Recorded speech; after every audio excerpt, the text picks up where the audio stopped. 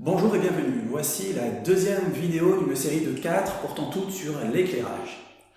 Après avoir présenté dans la première vidéo des enjeux liés au confort visuel, j'explique ici la nature physique de la lumière et j'introduis la notion de densité spectrale qui sera utile dans la suite. Mais avant cela, j'ai une petite question à vous soumettre. Sur cette boîte d'ampoule, on peut lire entre autres 2700 Kelvin. Sur cette boîte-ci, on peut lire 4000 Kelvin. Alors je rappelle que le Kelvin est une unité de température et que pour passer de degrés Celsius à Kelvin, il suffit d'ajouter 273,15. La question posée est la suivante. À quoi correspond cette température indiquée sur chaque boîte d'ampoule?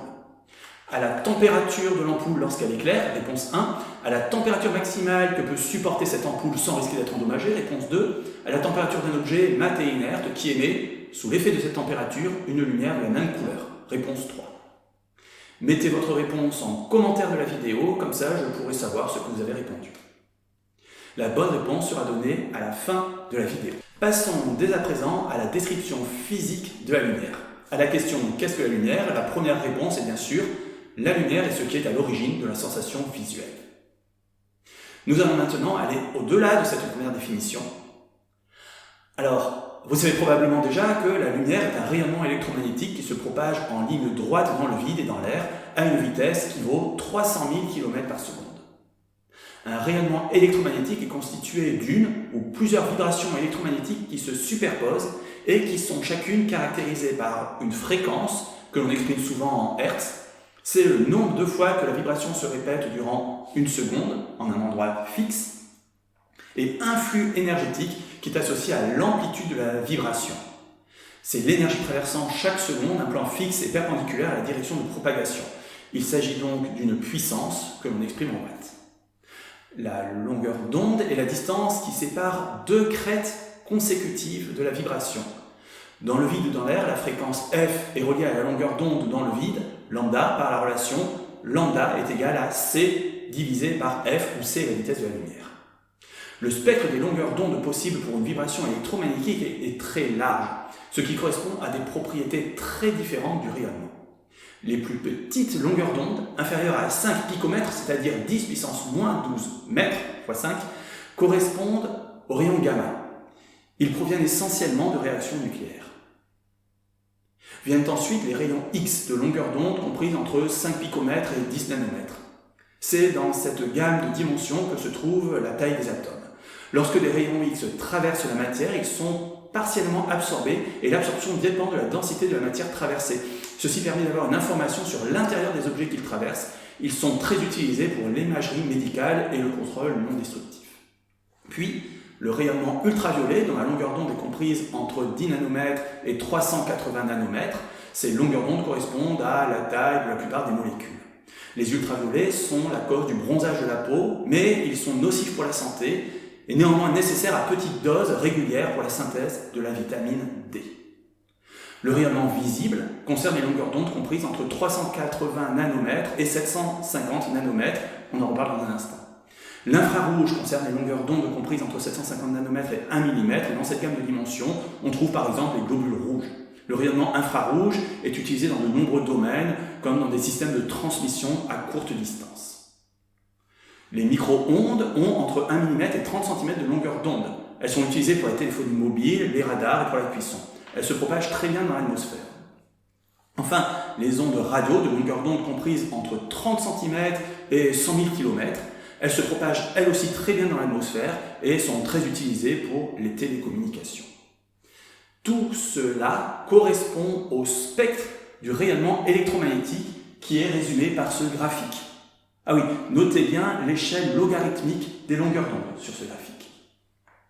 Intéressons-nous spécifiquement à la partie de ce spectre qui correspond au rayonnement électromagnétique visible, c'est-à-dire à la lumière. On constate que cette partie du spectre est très étroite par rapport au reste. Nos yeux n'en sont sensibles qu'à une portion extrêmement limitée. La couleur associée à chaque vibration isolée est liée à la fréquence ou, de manière équivalente, à la longueur d'onde. Le spectre des couleurs s'étale du violet au rouge et chaque couleur a une longueur d'onde spécifique. Le rouge a la longueur d'onde la plus grande et le violet la plus courte. Une source peut émettre des flux énergétiques répartis sur plusieurs longueurs d'onde. Certaines longueurs d'onde transportant plus de puissance que d'autres. Un arc-en-ciel permet de voir séparément les différentes couleurs, c'est-à-dire les différentes longueurs d'onde contenues dans la lumière du soleil.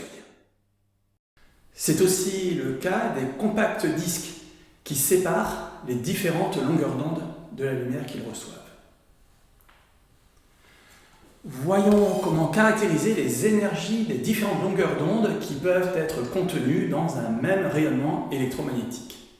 Prenons l'exemple du rayonnement émis par le Soleil sur une surface de 1 mètre carré sur Terre et traçons sur un graphique le flux énergétique rayonné par les longueurs d'onde comprises dans des tranches de 400 nanomètres de large qui se succèdent côte à côte. Une mesure indiquerait que la puissance reçue par 1 mètre carré, en ne comptant que les longueurs d'onde comprises entre 0 et 400 nanomètres, vaut environ 40 watts. En ne comptant maintenant que les longueurs d'onde comprises entre 400 et 800 nanomètres, on trouve 560 watts. Entre 800 et 1200 nanomètres, 270 watts, et ainsi de suite.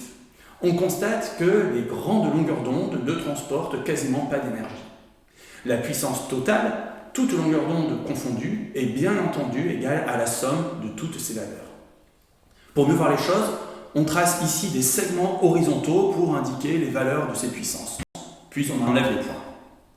L'information contenue est exactement la même.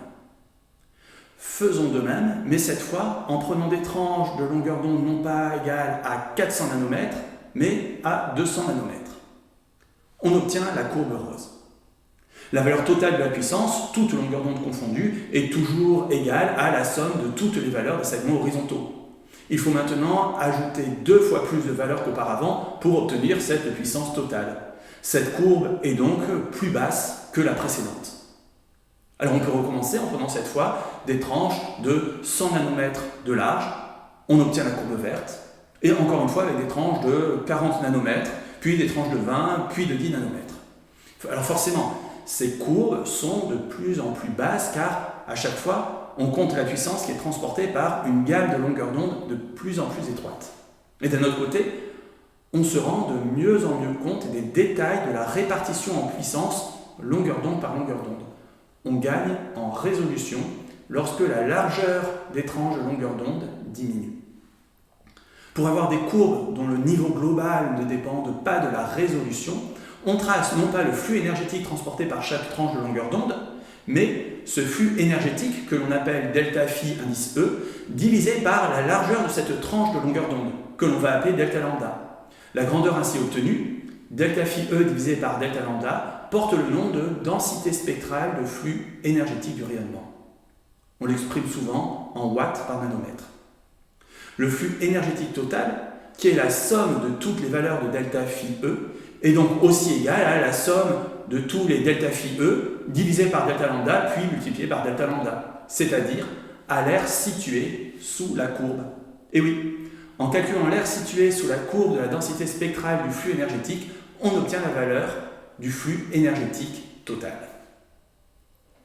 On peut faire une remarque intéressante sur la densité spectrale du flux énergétique provenant du Soleil. On s'aperçoit que la majorité du rayonnement se trouve dans le spectre de la lumière visible. La vision de l'homme est donc adaptée à la lumière du Soleil. Il reste quand même une partie importante du rayonnement solaire que nous ne pouvons pas voir. Côté infrarouge, ce rayonnement n'est pas suffisamment efficace pour exciter les cellules photosensibles de nos yeux. À l'opposé, le rayonnement ultraviolet est absorbé par la cornée avant d'atteindre les cellules, ce qui est une bonne chose car le rayonnement ultraviolet est nocif pour nos cellules. Alors, avant de se quitter, revenons à la question du début. À quoi correspond cette température inscrite sur ces boîtes d'ampoules? La bonne réponse est la réponse 3. Ces températures sont appelées températures de couleur de la source lumineuse.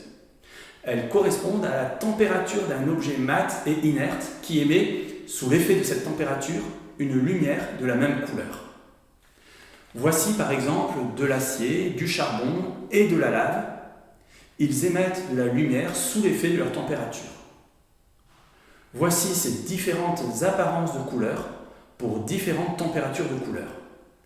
Ces apparences de couleurs se déplacent du rouge vers le jaune puis le bleu lorsque la température de couleur augmente.